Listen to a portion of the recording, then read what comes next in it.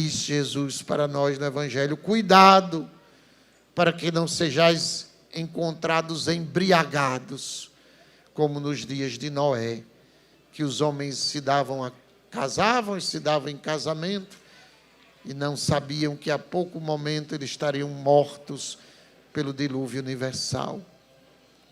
Quantas almas morrem sem Cristo?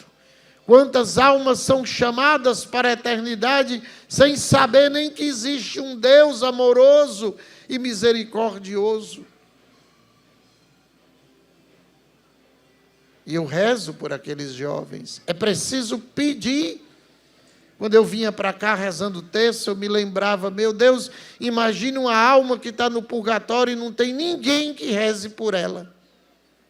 Você imagine você dentro de uma situação de desespero, e você gritando como o homem da parábola de Lázaro, que dizia: pai Abraão, pede que Lázaro coloque o dedo, e molhe o dedo, e mande uma gota da água.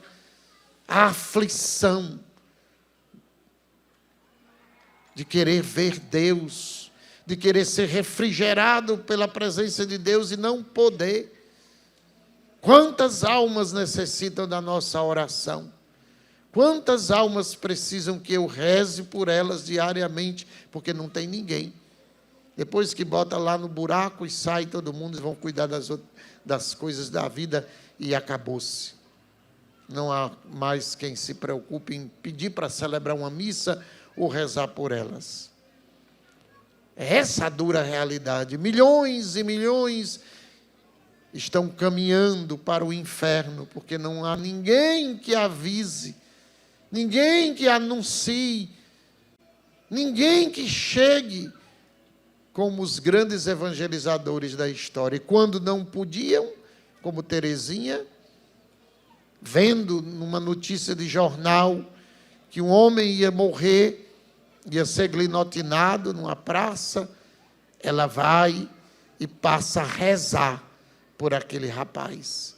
Ela passa a pedir a Deus, porque ela soube que ele não queria o padre, ele não queria, porque se oferecia: você vai morrer, né? Ainda hoje, no corredor da morte, onde há, como nos Estados Unidos, se oferece um padre ou um pastor. Mas aquele homem tinha dito que não queria religioso, não queria. E Teresinha passa a rezar por aquela alma. E qual não foi a sua surpresa quando ela, escondida do pai, lê no jornal do dia da execução que aquele homem, antes de morrer, olhou para o sacerdote, pediu a cruz e beijou a cruz. E Teresinha viu naquele sinal: minha primeira alma conquistada para o céu pelas minhas orações e sacrifícios. Isto é amor. Teresinha não conhecia aquele homem, não sabia quem era, mas o adotou em suas orações e o salvou. Os magos que aqui aparecem representam os três continentes daquela época: a Ásia, a África e a Europa. Por isso que, folcloricamente, um é negro, representando a África, o outro representa a Europa e o outro tem os olhinhos puxados, representando a Ásia, né? Que era, digamos assim, o mundo conhecido da época.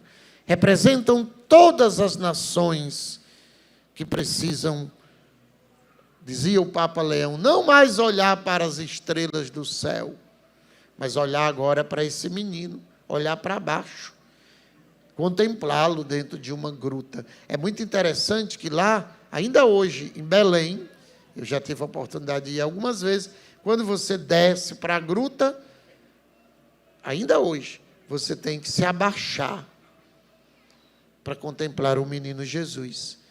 Você tem que se ajoelhar, você tem que baixar a vista para o lugar onde está aquela estrela de 14 pontas, onde nasceu Jesus.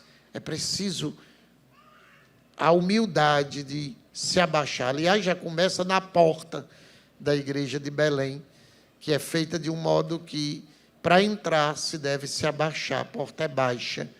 Historicamente, para evitar que se entrassem os vândalos com cavalos e profanassem, então fizeram a porta baixa. Mas hoje tem um significado da humildade, de se abaixar para encontrar o Salvador. Eles deram 3 presentes: o ouro, que aqui representa o melhor da nossa vida, que é a nossa juventude.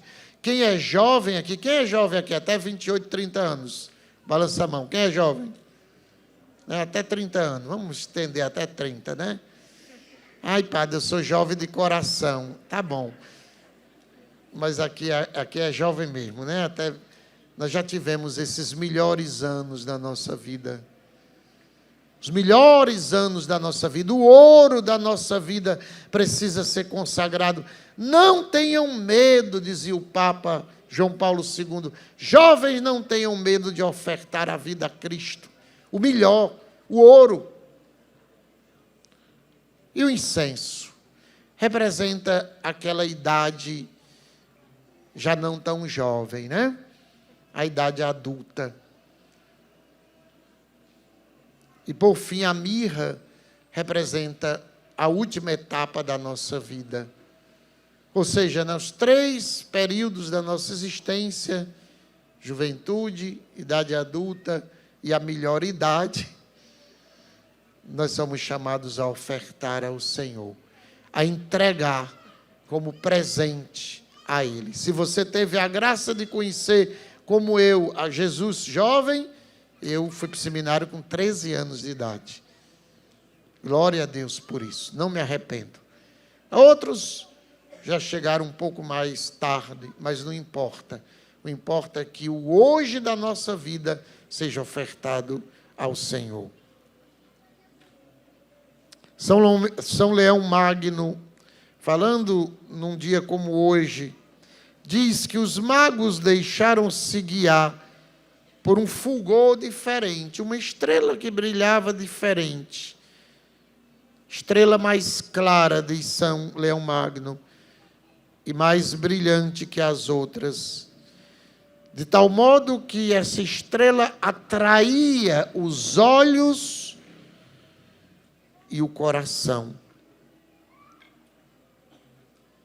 de todos os que a contemplavam, para mostrar que não podia carecer de significado uma coisa tão maravilhosa. Nós nos deixemos atrair pela luz de Cristo. Nos deixemos guiar pela luz de Cristo. Vimos a sua estrela e viemos adorá-lo. E aqui, meus irmãos, nos fala o grande São Bernardo. Devemos pensar, dizia São Bernardo, que ao mesmo tempo eles foram iluminados por uma graça interior, porque ninguém vai sair atrás de estrela, ninguém é doido, né? Eles deixaram a família, não era fácil, não era pegar um avião da Latam e sair, não. Uma viagem daquela precisava ser planejada, precisava ter dinheiro.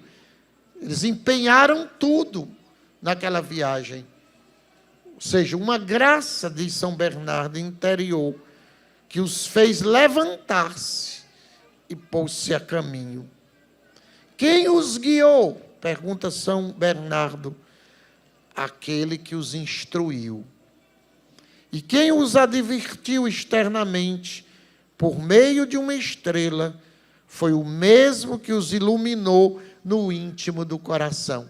Nós não podemos deixar de permitir que Deus ilumine. Nós estamos num mundo de trevas, não nos enganemos.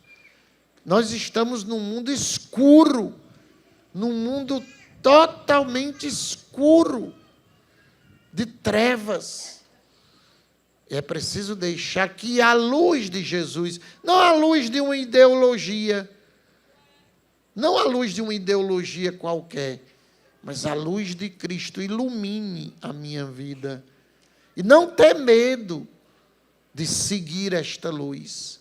não ter medo de empenhar a vida, não ter medo até de deixar coisas e pessoas. Eu estou na comunidade Shalom há vou fazer 37 anos. Claro que eu deixei coisas e pessoas, mas quando eu olho para trás, onde estão essas coisas e pessoas? Tem uns que nem falam nem comigo mais. Aquilo que você deixou para trás nem vale a pena mais. Não vale a pena. Não vale a pena. Cristo, sim, vale a pena. Termino com uma frase, oração de São José Maria Escrivá. Ele diz: meu Senhor Jesus, faça que eu sinta e aprofunde de tal modo a tua graça que esvazie o meu coração, para que o preenchas tu, meu amigo. Quem é Jesus para nós? Podemos também dizer, como este santo, meu amigo. Tu, meu amigo, meu irmão, meu rei, meu Deus, meu amor. Que Deus nos dê a graça de permitirmos que Ele realize em nós esta graça e que sejamos como os magos incansáveis em procurar Jesus todo dia até encontrá-lo. Sugestão, não sei se ainda existe na plataforma do YouTube, procure assistir, se tiver lá, O Quarto Rei Mago. Eu assisti esse filme algumas vezes na vida. O Quarto Rei Mago. É uma pérola, né, do cinema, que faz aí uma história sobre um quarto, uma figura fictícia de um quarto rei mago, que perde o encontro com os outros três, chega atrasado, os outros vão na frente e ele vai atrás, só que não vou contar o filme, né? O Quarto Rei Mago. Vale a pena, sem desistir, né? Até quem puder dar uma olhada aí no YouTube, olha se tem. O Quarto Rei Mago. Se existir, assista. Vai ser muito bom para a sua alma você assistir. Olha aí, Delne, se está aí. Né? O Quarto Rei Mago no YouTube, se ainda existe esse filme. Tem? Pronto, a Gabi já achou ali. Então assistam hoje, jovens. E nós velhos também, né? Vamos assistir o Quarto Rei Mago. Vale a pena. Bota na televisão, faça um pacote de pipoca e assista hoje o Quarto Rei Mago. Louvado seja nosso Senhor Jesus Cristo. Creio em Deus Pai,